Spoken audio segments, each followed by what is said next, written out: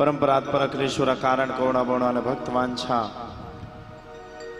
कल्पतरुतरंदित विनिंदित पीताम्बरधारी श्री भाग्य बिहारी की प्रत्यक्षमयी साक्षातमयी कलामयी मूर्ति श्रीमद् भागवत भगवान के श्री चरणों में प्रार्थना व प्रतिज्ञापन करते हुए परम आराध्या लाडली किशोरी श्री राधा रानी जी के श्री चरणों में प्रार्थना व प्रतिज्ञापन करते हुए कृष्ण कथा के प्रमुख श्रोता श्री श्री 1008 श्री संकट मोचन सरकार के श्री चरणों में प्रार्थना व प्रतिज्ञापन करते हुए भक्त और भगवान के पावन मिलन श्रीमद् भागवत जी की परम पुण्यमयी कृपामयी कथा को आप सभी भक्त यहां पर श्रवण कर पा रहे हैं। आज हम और आप सभी कथा के द्वितीय दिवस में प्रवेश करने के लिए जा रहे हैं। आए हुए समस्त आगंतुक अतिथियों को, माताओं बहनों को मेरी ओर से जय जय श्री सीताराम।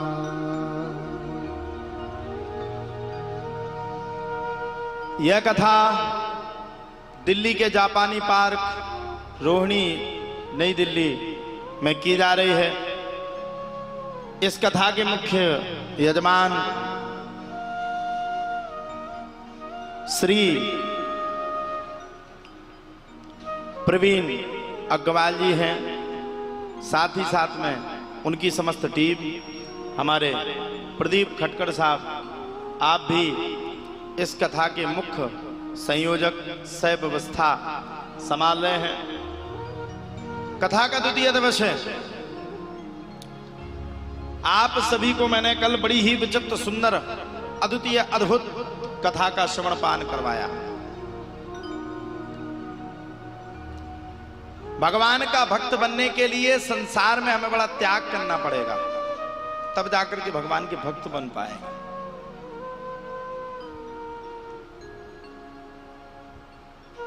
जब हम भगवान के भक्त बनते हैं तब हमें ना जाने क्यों हजारों परीक्षाओं को देना पड़ता है, तब जाकर के भगवान हमें अपनाते हैं। भक्त भगवान का ऐसा मिलन है। आज का योग, आज का सामूहिक केंद्र, आज की केंद्र बिंदु चाहती है कि हम तत्क्षण एक क्षण में ही भगवान को पा सकें। तो ध्यान देना, भगवान कभी भी आपको एक क्षण में नहीं मिल सकते। क्षण भंगुर एक क्षण में कदापि भी नहीं मिल सकते। आपने सुने होंगे कई भक्तों के चरित्र, ध्रुव जी के चरित्र, प्रहलाद जी के चरित्र। उन्होंने भी अपने जीवन में अनेकानेक त्याग किए हैं। वो भी एक त्याग की मूर्ति बनके उभर करके आए। प्रहलाद जी का आप लोगों ने चरित्र सुना होगा। प्रहलाद के तो स्वयं का पिता भी प्रहलाद का दुश्मन बन गया, हिरण्यकश्यपु। और महाराज प्रहलाद जी को बड़ी बड़ी चोटियों से, ऊंची ऊंची चट्टानों से स्वयं साक्षात्कार होकर के वो फेंकने लगा साहब। ये स्थिति परिस्थिति हुई। लेकिन फिर भी प्रहलाद जी ने अपने जीवन में कभी हार नहीं मानी। प्रहलाद जी अपने जीवन में कभी हार के नहीं आए। मैं भी आप लोगों से कहना चाहता हूं, जीवन में जब तक जियो तब तक कभी हार मत मानना।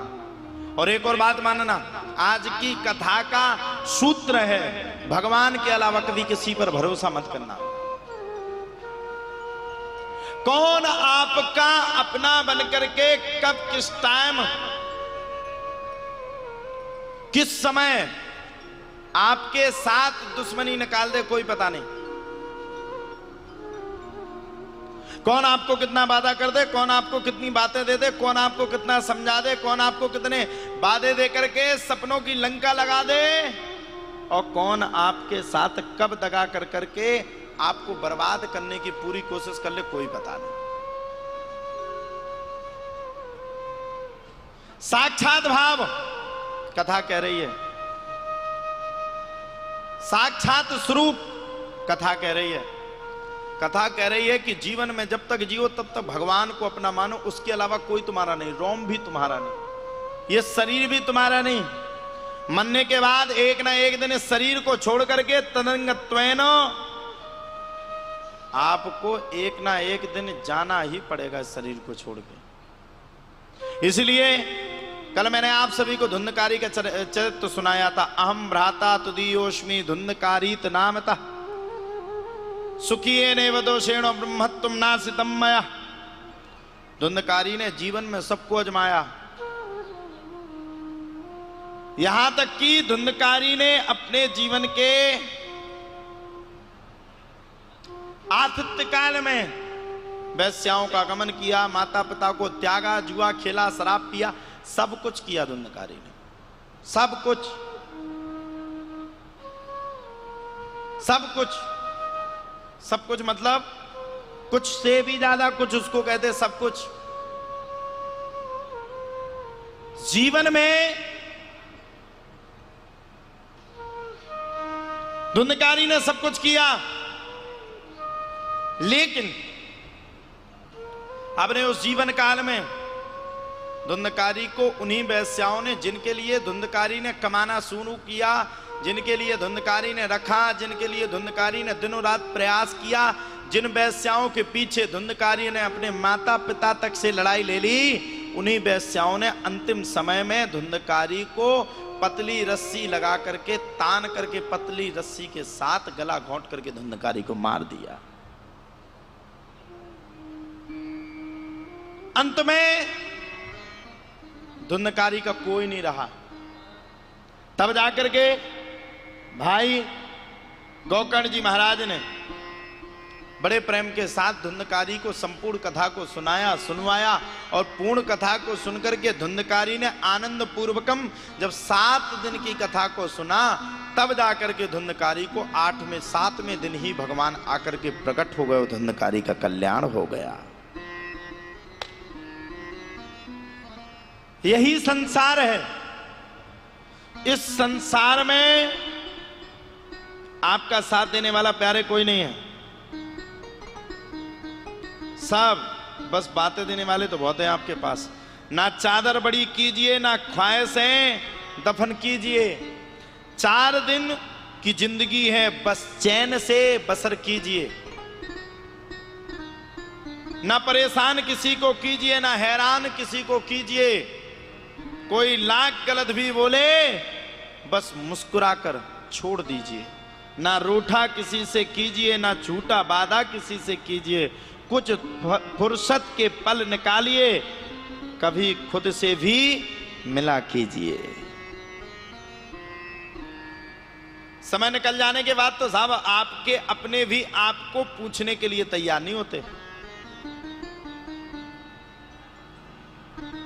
आप पे अगर कुछ बनता है, आप अगर कुछ जानते हैं, तो इस बात को ध्यान देना, इस बात को सामर्थ्य के अनुसार समझना। अगर आपसे जीवन में कुछ बनता है तो 10 आदमी आपके लिए खड़े हो जाएंगे। अगर आपसे जीवन में कुछ नहीं बनता है तो आपके भी आपके साथ दुश्मनी खड़े करने के लिए हो जाएंगे।